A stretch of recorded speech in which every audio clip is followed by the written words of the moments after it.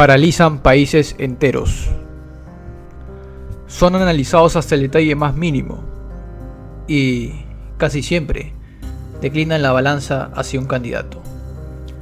Los debates presidenciales son la cúspide de la carrera hacia el poder, donde los candidatos sacan todo el arsenal al aire y donde el más mínimo error puede ser fatal. Para nosotros, los espectadores, es un programa que seguimos con curiosidad y morbosidad a la vez, donde esperamos sacar, al final de la velada, una última conclusión que nos ayude a definir nuestro voto. Pero para los participantes, les aseguro, es una dura prueba psicológica, donde su capacidad de saber expresarse, así como de saber mantener la compostura, está puesta a prueba en cada momento.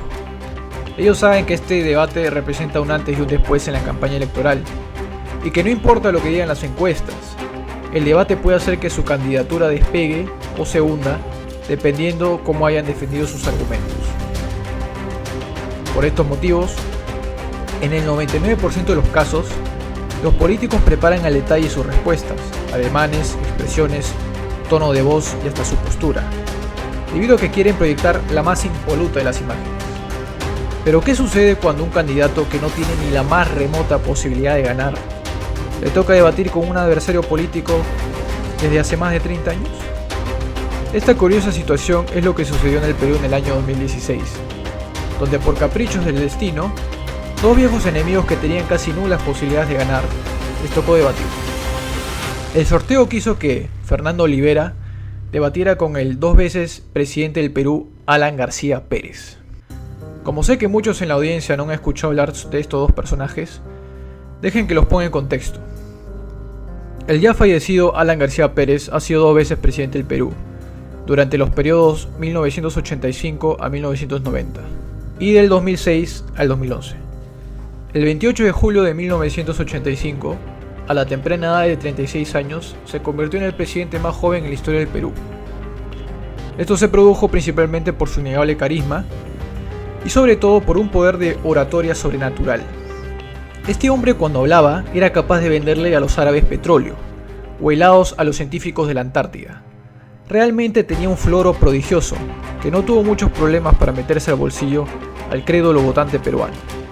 Sin embargo, su primer gobierno fue un completo fiasco: hiperinflación, terrorismo, aislamiento económico internacional, escasez de productos básicos, estatización de la banca, corrupción desenfrenada, entre muchas otras cosas, fue el legado que dejó su primer gobierno.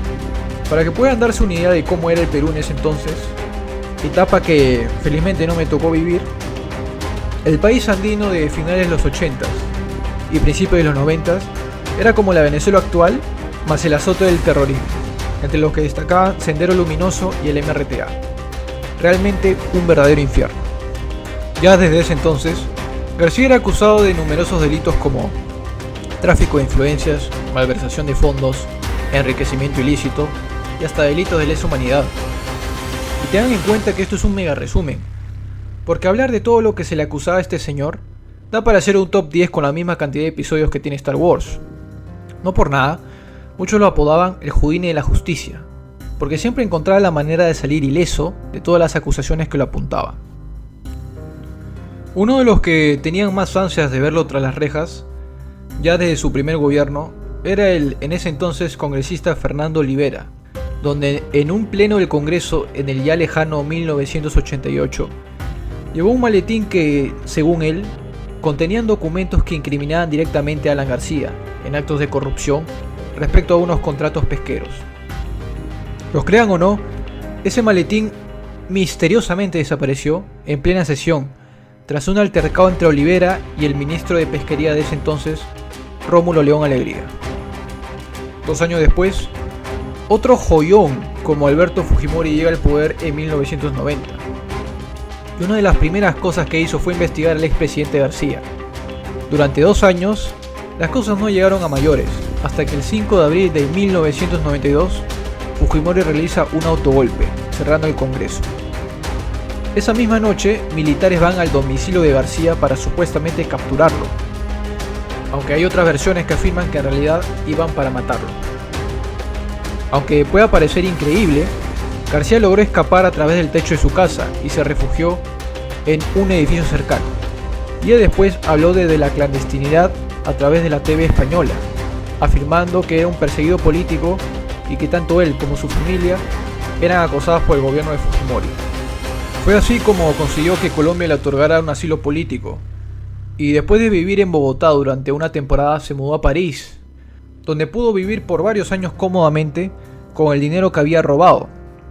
9 largos años pasaron para que Alan García se atreviera a regresar al Perú, cuando todos sus delitos prescribieron en el 2001. Lamentablemente, con otro discurso impecable, logró volver a meterse al bolsillo de la mitad del país. Yo me acuerdo de ese hermoso verso de Calderón de la Barca que todos aprendimos y repetimos, porque caminando las calles y muchas veces solo, yo decía, ¿cuándo pasará esto? ¿Cuándo volveré a ver el Perú? Y me comprometía a estar después de muerto junto a ustedes, en espíritu, a tener la fuerza de traer mi espíritu hasta aquí para acompañarlos. Y yo repetía ese hermoso verso de Calderón de la Barca, que dice que yo sueño que estoy aquí de estas prisiones cargado, y soñé que en otro estado más lisonjero me vi, que es la vida un frenesí, que es la vida una ilusión, una sombra, una ficción, y el mayor bien es pequeño, que toda la vida es sueño y los sueños sueños son. Y a mí me parece súbitamente un sueño estar frente a ustedes, y a mí me parece súbitamente una añoranza cumplida estar frente a ustedes, y a mí me parece súbitamente que quizás he muerto y estoy frente a ustedes. Para su desdicha, esta vez perdió por escaso margen ante Alejandro Toledo en la segunda vuelta. Pasaron otros 5 años y para desgracia del Perú se volvió a presentar y en segunda vuelta logró derrotar a Ollanta Humala en el 2006. Recuerdo que en esa época Bailey decía que elegir entre García y Humala era como elegir entre el cáncer y el SIDA. Pero en fin, su segundo mandato fue mucho mejor que el primero, nada sobresaliente, pero sí que García supo mantener el crecimiento económico que venía experimentando el Perú en esos años, por lo que podríamos calificarlo hasta como un periodo relativamente próspero. Aunque eso sí, las denuncias de casos de corrupción nunca se detuvieron. Llegó el 2011 y García terminó su segundo mandato. Y cuando todo el Perú pensó que García se alejaría definitivamente de la política, resulta que 5 años después, en 2016, con un sobrepeso alarmante y con 67 tacos encima, nuestro querido Alan Gabriel Ludwig García Pérez se volvía a presentar como candidato presidencial. Yo me pregunto, ¿este hombre no sabía hacer otra cosa? ¿Qué le costaba trabajar unos meses en Starbucks? Literalmente el único trabajo de su vida fue ser presidente. Pero la política es como el fútbol, y cuando pasas tu mejor momento, ya no hay nada que hacer. Esto mismo le pasó a García. Simplemente su credibilidad era imposible de recuperar, y su oratoria había quedado anticuada, y tampoco transmitía nada. Es así como llegamos al debate que definitivamente enterraría su carrera política. Fernando Olivera tuvo el minuto más lúcido de su vida, y le dijo en 1 minuto lo que no le pudo decir en 30 años. Veamos a continuación. Solo le pido a Dios que el crimen y la corrupción no me sea indiferente. Es un monstruo grande y pisa fuerte sobre toda la inocencia de la gente. Soy un hombre de fe y usted no me es indiferente, doctor García, porque usted encarna la impunidad, porque usted ha pervertido los valores del Perú, porque tiene que responder ante la justicia por el enriquecimiento ilícito, por el BCCI, los Mirage y el fiscal Morgenthau, por su departamento de París, por el dólar MUC, por la Fundación Rayons du Soleil que usted creó en Ginebra con sede en Liechtenstein, por el caso Lavajato y las coimas de Odebrecht, por las coimas del tren eléctrico Sergio Siragusa y las cuentas en Gran Caimán en el Barclays Bank, por los crímenes como la masacre de los Penales, el comando Rodrigo Franco, las ofensas a las comunidades nativas y el baguazo llamándolos ciudadanos de segunda clase, por la persecución a los maestros, por las colas, por la inflación, por los paquetazos, por todo el daño que le ha hecho al Perú. Yo vengo aquí a notificarle que el 28 de julio usted no podrá volver a fugarse del país y será juzgado por la nueva justicia. Y será condenado. Tiempo vencido, señor Olivera. Como pudieron escuchar, a Olivera le interesaba un carajo exponer sus propuestas.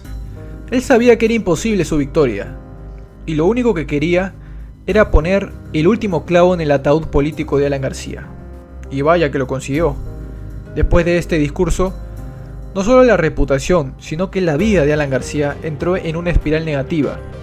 Muchos de sus casos archivados hace años se reabrieron hasta desencadenar el ya conocido por todos trágico final. Este ha sido el mayor knockout en la historia de los debates presidenciales. Espero que hayan disfrutado de este video tanto como yo disfruté haciéndolo. He activado recientemente la campanita de notificación, como pueden ver abajo, así que les recomiendo que hagan clic para que puedan estar al tanto cada vez que subo un nuevo video.